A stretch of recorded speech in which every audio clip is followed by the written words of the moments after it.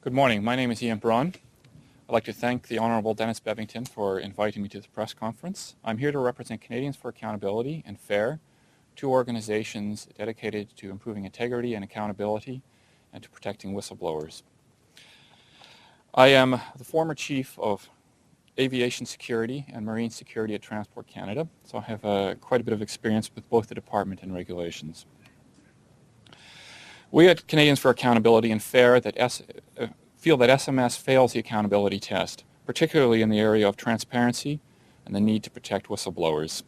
In addition, it seems that the department is attempting to avoid accountability in the aviation safety area. One of the key messages from our roundtable is that it is essential to provide protection for whistleblowers, especially since Transport Canada is working with industry to cast a veil of secrecy over safety problems in our skies. Airline pilots and mechanics who choose to stop a flight or delay a flight because of a safety issue or report wrongdoing at an airline have nothing to protect them from reprisals, not even the pretense of a law. And then there is the issue of the culture at Transport Canada itself. Hugh Danford, a former Transport Canada aviation safety inspector, dared to speak his mind about Transport Canada's failure to provide due diligence and oversight and the falsification of documents in the case of the crash of the young pilot Damien Hancock. As a reward, he had his career and reputation destroyed. I too am under attack for speaking out on mismanagement in the marine security sector. As I remain a public servant, rest assured that my presence here will go neither unnoticed nor unpunished. Based on this and other evidence, we believe that Transport Canada is hostile to both transparency and whistleblowing, or ethical dissent, or truth-telling, or any other name that one chooses to give to individuals who remember their commitment to Canadians and choose to exercise free speech in the public interest. The reason given for crushing dissent in Transport Canada is usually that it undermines public confidence in the aviation sector, and that it is disloyal to the minister. The safety of Canadians seems to be a secondary concern. As public servants, we are supposedly protected from reprisals by the Public Service Integrity Commissioner, but this is an illusion. Since her office was created 2 years ago, she has protected no one. I have also personally witnessed an inappropriately cozy relationship between Transport Canada and industry executives. Personal friendships, lavish dinners, and rumors of cruise packages.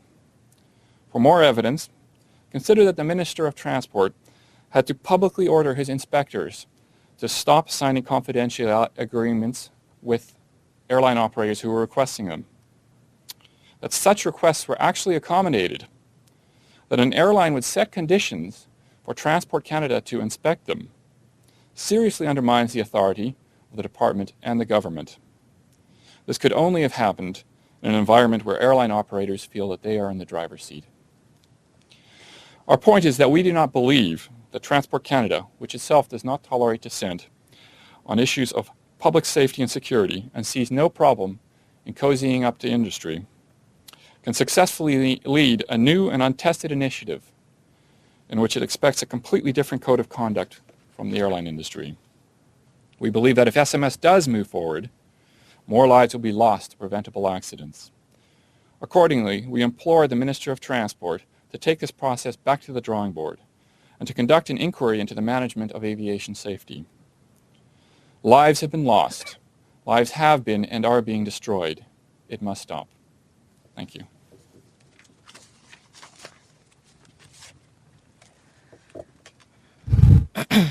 On the 28th of February 2005, my husband and 4 other men lost their lives as the result of a survivable floatplane crash. 10 children, countless family members, and our communities, our lives have been changed forever. The Transportation Safety Board deemed this a Class 5 occurrence, which means that it's investigated only for the purposes of statistics and information. There was no public report, and if you go to the Transportation Safety Board website, you'll find very little mention of this accident.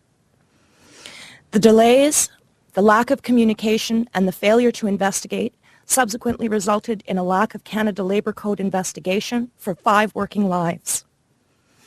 Nothing new could be learned, and this is something that I will constantly question, because if nothing new could be learned, why are 5 men dead? 4 years it took for the coroner's report to be released just last week. The coroner's report itself is full of inconsistencies, misstatements of facts, and obfuscation. The recommendations contained in the coroner's report would better have come from the Transportation Safety Board, but many of those recommendations have been made before to Transport Canada. And for whatever reasons, including the fact that industry consultation has resulted in the decision that the cost is too high to the operator, means that the lives are valued at less. Because of what happened to me, I went on a process of research and reaching out to other people who had been affected by similar tragedies.